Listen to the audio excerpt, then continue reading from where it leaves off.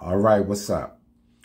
What if I told you that this 50th issue of the Source magazine is really the particular source that has caused all this confusion? As you can see from the magazine cover, it says Hip Hop History. And it basically lists its founding fathers as Flash, Bambaataa, and Herc. And it was produced, the magazine is owned and operated by a white man named David Mays. And usually when people who are not part of the culture try to write the history of the culture, you can guarantee that they're going to get some things wrong. Now, when this magazine came out, there were some small, objections to it, but largely everybody went with the narrative. And because everybody went with the narrative, it got cemented in the minds of so many that these are the three individuals that are responsible for hip hop. And we all know, in reality, if it wasn't for Black culture, there is no hip hop. So we find ourselves in this debate today. Now, what I find ironic is that foundational Black Americans are taking a stand, and then we're called divisive. I would argue this: had it not been for Fat Joe and Busta Rhymes making their claims, Black people would have just kept their mouths shut and left well enough alone.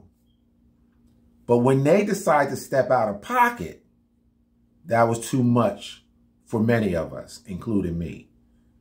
So let's get the narrative correct. We're not causing a division. Rest assured, if they had kept their mouths shut, there would be no problems. So let's look at why would Grandmaster Flash, why would Bambaataa and Herc be considered founding fathers in the first place? What is it that they did?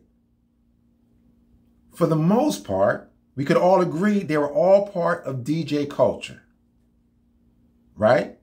They were all DJs. They didn't create DJing. They were just DJs. DJ culture goes back at least to the 40s, as far as Black DJs go.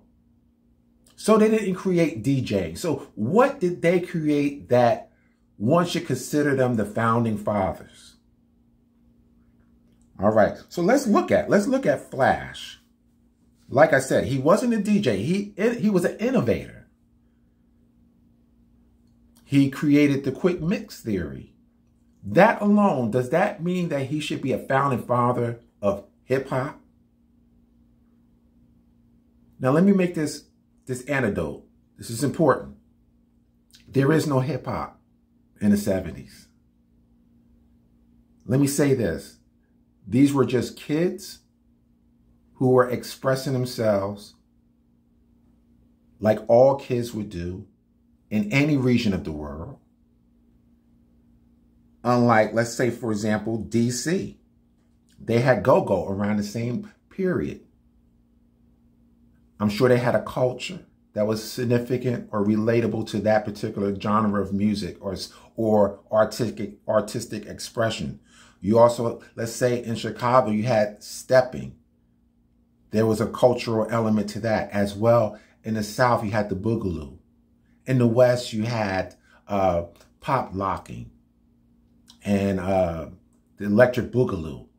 All of those things had a music that was related to it and a language that was related to it. The Bronx was no different than those other places in terms of young people getting together, creating a culture amongst themselves. So let's talk about Flash. Why should he be considered a founding father? Okay? Like I said before, he created the quick mix theory, which is an innovation. So let's ask this question. Grand Wizard Theodore created innovation called scratching and the needle drop style. Why wouldn't he be considered a founding father? Both of them are innovations. They didn't create DJing. So somebody help in the comments. Explain to me why Flash is considered a founding father. All right? Let's go to Bambaataa. Bambaataa is not noted for anything that he did extraordinary. He wasn't an extraordinary DJ. He wasn't a rapper. He wasn't a break dancer. So why would he be considered a founding father? In the comments, let me know.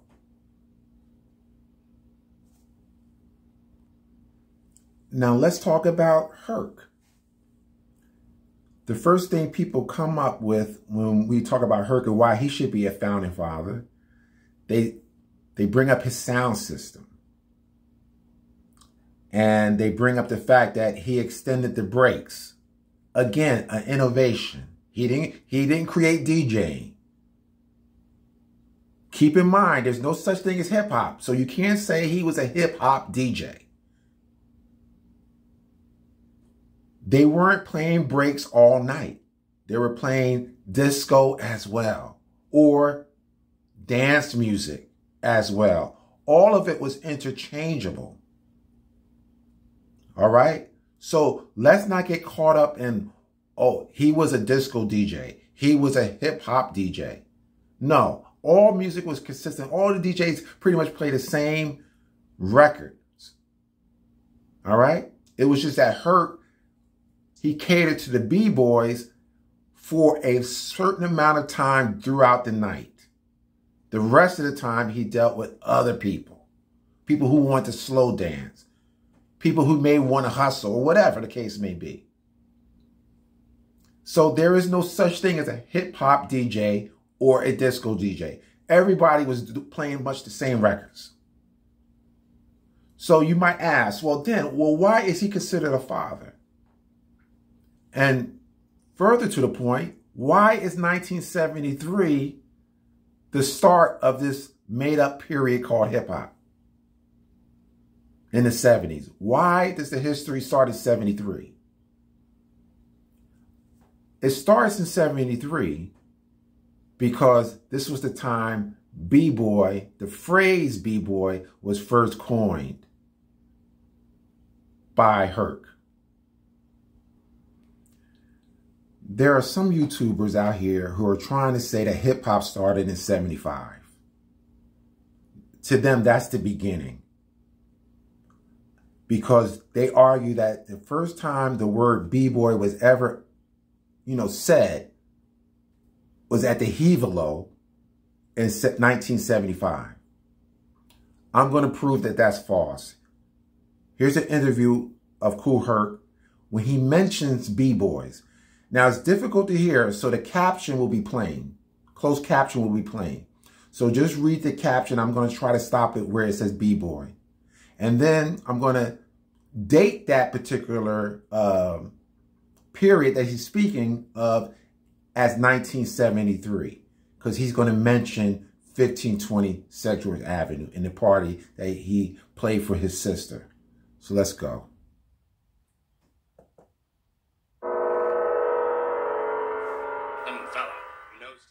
Right. First of all, a lot of people used to come. It was a part of the entertainment as far as coming to a Kool Herc party. Come to Kool Herc party, you're going to hit a good jam, you're going to meet people, you're going to meet some nice girl, and you're going to see the B-boys. Right. Outside. See? The B-boys. Keep going. Trixie, or Clark Kent, or the nigga twins. Right. Whatever year, God, flake off, because they're getting old, getting married, and kids, and all that family life. Yeah. So Wallace and Trixie was back in Wonderland era, and Clark Kent another different era. Because they was the younger guys, the Trixie coming up.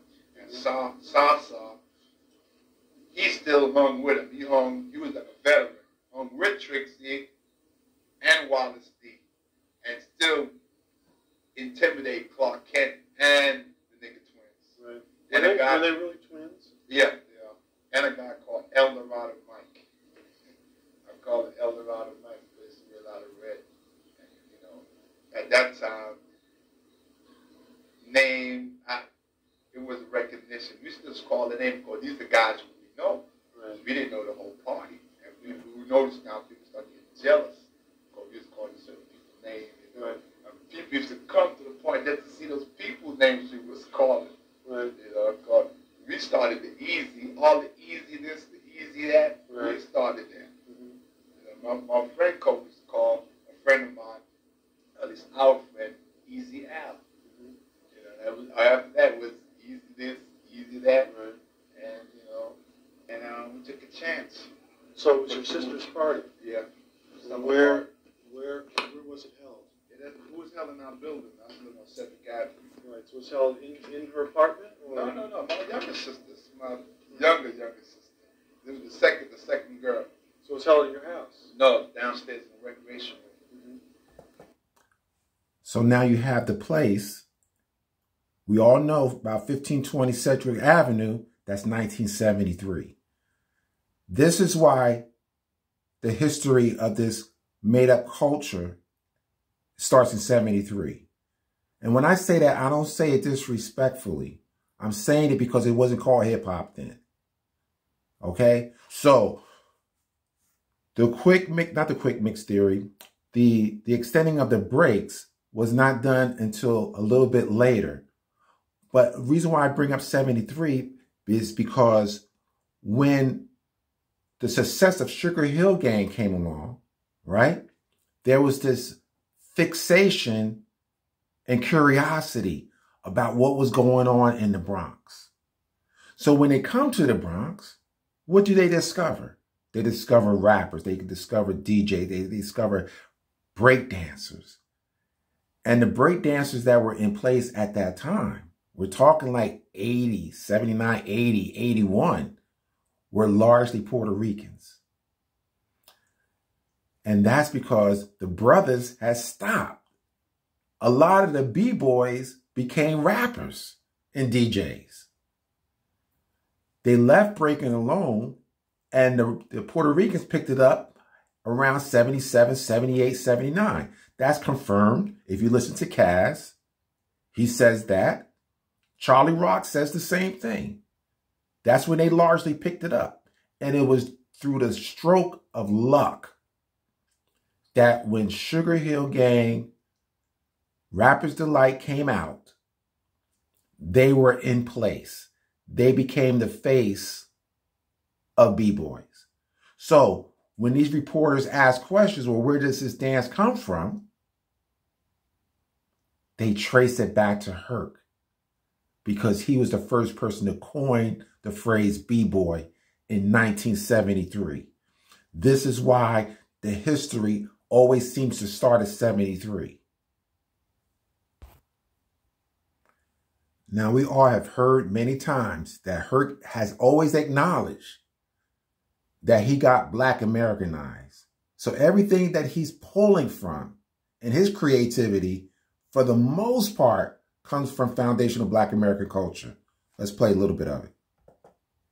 Yeah, I know what happened now. What happened, you know, started junior high school, 118, and started playing, you know, basketball.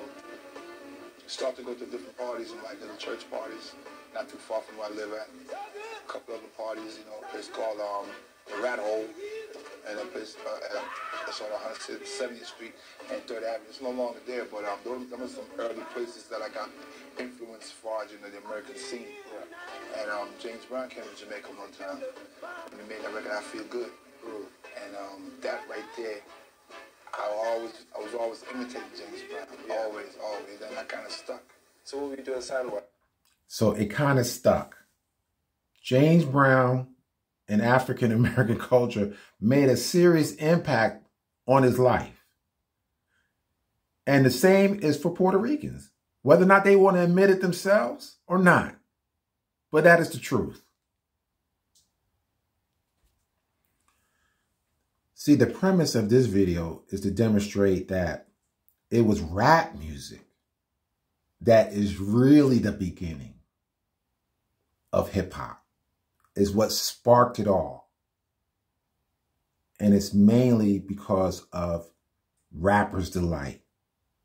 And I'm going to go into that a little bit later. But let's look at how Bambaataa became a founding father. Let's read about the history a little bit. Now, let's keep this in mind. The title of this particular article, I'm going to leave a link in the description so you guys can read the whole article. And what it focuses on is the history of the word hip and hop, which were terms used in African American vernacular.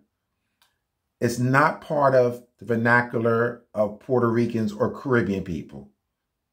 Those words, hip and hop, are foundational to Black Americans. So when you think about the phrase hip hop, that's an African American phrase. So just by the name, it's an African American creation. So all that historical evidence will be in the article that I will leave in the description box so you can read that. Okay? But I'm just going to read the part of this article that pertains to Bambaataa. All right? Let's go. Okay. Hip hop. They were the first words on the genre's first big hit, the Sugar Hill Gang's 1979 song, Rapper's Delight. But at the time, no one, not even young kids who had invented the music, the dance and the rhymes and the visual art of the burgeoning movement emerging from the Bronx, was calling it that. Hip hop wasn't hip hop yet. So for all of the 70s, there was no such thing as hip hop. That moment would come in September 1982 when a downtown reporter named Stephen Hager published a long-form piece in the Village Voice. Hager was one of the first white downtown reporters to cross the Harlem River to see how a bunch of forgotten Black and brown youth were passing their time. Through dogged, sensitive reporting that still represents the gold standard in cultural writing, he brought back an amazing story. In the shadow of the world's media central and the borough abandoned as a necropolis, a vibrant young movement had displaced gang violence with music, dance, art, language, and style. Who knows? Who knows? Hager wrote. Another 5 years, hip-hop will become considered the most significant artistic achievement of the decade. The story was called Afrika Bambaataa's Hip Hop. And I don't know why that was selected, but that's what the story was called. And the heroic protagonist was a young former Black Spade gang warlord with an awesome frohawk and a face like a featureless stone. He was the leader of a loose-knit, mostly teenage crew known as the Zulu Nation, a group of former and current troublemakers who had created their own weird arts, music they played with turntable dances and called breaking, art they made with spray cans and markers, and entertainment they made of stories and rhymes. Bambaataa's appeared to his growing group of supporters in the downtown white intelligentsia as sometimes of a homegrown musical Mandela, a prophet, reconciliation, and peace, someone able to practically stop bullets with a record. When they asked him if there was a name for all the things that they were seeing his acolytes do, Bambaataa's told him, hip-hop. He began talking about the movement, 4 elements, DJing, rapping, breaking, graffiti writing. He later added the 5th, which is knowledge. So he gets credit for using an African-American term called hip-hop. And he bestows that phrase on all the things that preceded Sugar Hill's success upon everything that was going on in the 70s.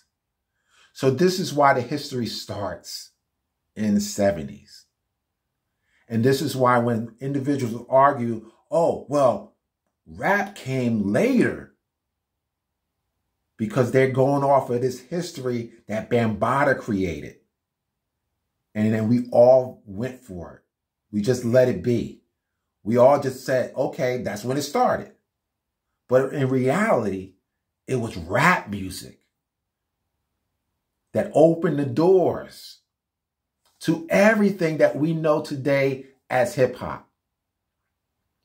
It was the success of Sugar Hill Gang, Rapper's Delight, songs like The Breaks by Curtis Blow, The Message by Flash and the Furious 5. Those are the songs that elevated this thing we now call hip hop. I would argue, had it not been for the success of those recordings, there is no hip hop. A lot of it would have died in the 70s. Just like the brothers said, they didn't want to break anymore because they saw it as a childish thing. Most of the things that were going on in the 70s at that time would have died. Rap music gave it new life. Rap music is an African-American expression. We've been rapping for decades. Well, another member of the group, Cowboy. Now, Cowboy was the one who invented the term hip-hop? Yeah, absolutely. Okay, and I guess he was teasing a friend of his from the Army? Yeah, it was a guy called, his name was Mike, but his nickname was Kokomo, and he was getting ready to go to the Army, and, and Cowboy started doing the little cadence, hip-hop, and he just, hip-hop, hip-hop, and then they kind of caught on with people. Because as a matter of fact, the term of hip-hop actually came about, not necessarily from one of us. I mean, he used to say it, and it was on the tapes, but people, this is how the term hip-hop caught on. Said, y'all better get a job because that hip-hop shit won't last forever. That's what we used to hear from people. And then that's how the term hip-hop caught on. Because a cowboy saying hip-hop, and then they would call it hip-hop shit. And that's how that term... It's the biggest genre of music in the world. See? In Rapper's Delight's opening lyrics, it tells you hip-hop is representing a cadence of speaking. I said a hip, hop, the hibby to the hip hoppy. You don't stop, rock it to the bang bang boogie. Say up jump the boogie to the rhythm of the boogity beat. Now what you hear is not a test. Now you might have thought that hip hop was a test, like you say, mic check 1 2 3. No, he's saying no, it's not a test. When we say hip hop, hippity, it's not a test. He says, now what you hear is not a test. I'm rapping to the beat. And me, the groove, and my friends are going to try to move your feet. So he's telling you, the Sugar Hill Gang is telling you guys what hip hop represents is a cadence of speaking to the beat. That's what he's representing. Again, created by foundational Black Americans. Plain and simple. I'm partying, I'm having a good time. And then out of the blue, comes this song right in the middle of Reaganomics. And, around that time, crack started hitting New York. It was around, that's when it actually, that's when it first started, around 80, 81, 82. Right. And then the song comes out that was completely different than anything that anyone's ever heard before. And it was you and Duke Booty, right? Well, the song was produced by Jigs Chase, Sylvia Robinson, and Duke Booty played on the song, but I wouldn't say he necessarily produced it, but it was because see, the whole thing with the message is nobody believed in that song except for Sylvia Robinson. It was her whole, it's just like probably nobody believed in Rappers Delight except for Sylvia Robinson. But Duke Booty had wrote 2 songs. One song was called Dumb Love, and the other song was The Message, Broken Glass Everywhere. People, but the lyrics to Dumb Love was, you know, I seen her dancing on Soul Train. Everybody seen her face, don't nobody know her name, and then it was just Dumb Love. That was dumb. It was just like a repetitive hook. He liked Dumb Love. I didn't think too much about either of the songs either way, but Sylvia was so, you know, she was just so fixated on doing that song, and she told his name is Ed Fletcher, Duke Booty. She told him, we'll put out Dumb Love on you, but I want to do The Message for one of the groups. Now, we had a song out at that time, so Sugar Hill Gang was supposed to do The Message, but they didn't like the song. So she had a song that basically nobody wanted to do. So I did the song because, like I said, she was so fixated on doing the song that I knew the song was going to get done anyway. So it might as well just go for the ride and, you know, and do the song. So they went in the studio, hung jigs, put the track together, you know. Duke Booty played percussion. It took 3 days to mix the song. She didn't want nobody to touch the board. She would tape it until she got it exactly right. And when she put it out, like I said, I didn't think the record was going to do anything. Because it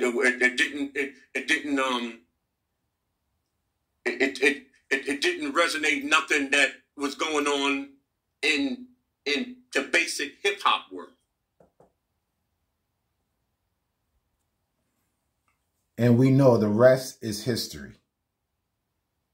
That song was a phenomenal hit.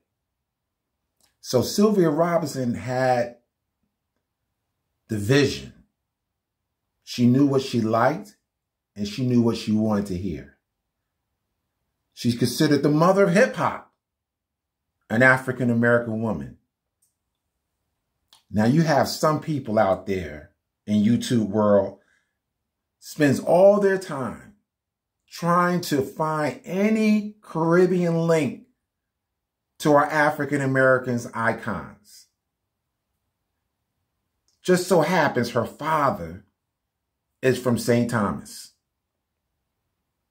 But Sylvia was born in America to an African-American woman. She is foundational Black American. But this is what this particular YouTuber does. Try to discredit our accomplishments and try to suggest that somehow Caribbean people had something to do with our success. Keep in mind, Sylvia was born in Harlem in 1936 on the tail end of the Harlem Renaissance. 75% of the people in Harlem were foundational Black Americans. So that's the only culture she knows, and she's African American. African American creativity is all over hip hop. This is why hip hop is an African American creation.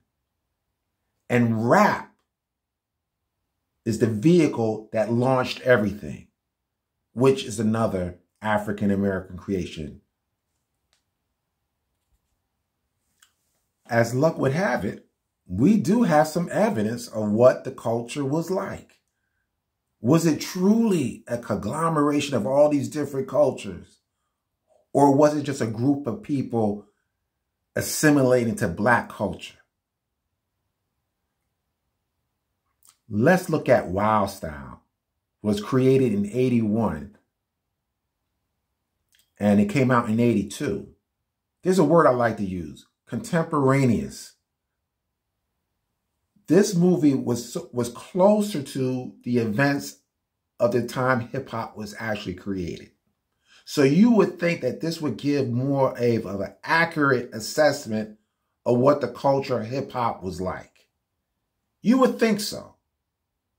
Because in time-wise, it's close. All right? Now, think about it like this. Those of you who remember Wild Style know that there was actually a Puerto Rican lead in Wild Style, right? But I would say 60% of the movie dealt with rap music, a foundational Black American creation. I would say 30% dealt with graffiti, which has no race or ethnicity attached to it. And 10% of the movie dealt with dancing, whether it be pop locking or break dancing. It was just basically window dressing, right? I did not hear one Spanish word mentioned. I did not hear any Spanish music mentioned. Same thing for Jamaicans. I didn't hear no patois spoken. I didn't hear no reggae being played. So what does that tell me?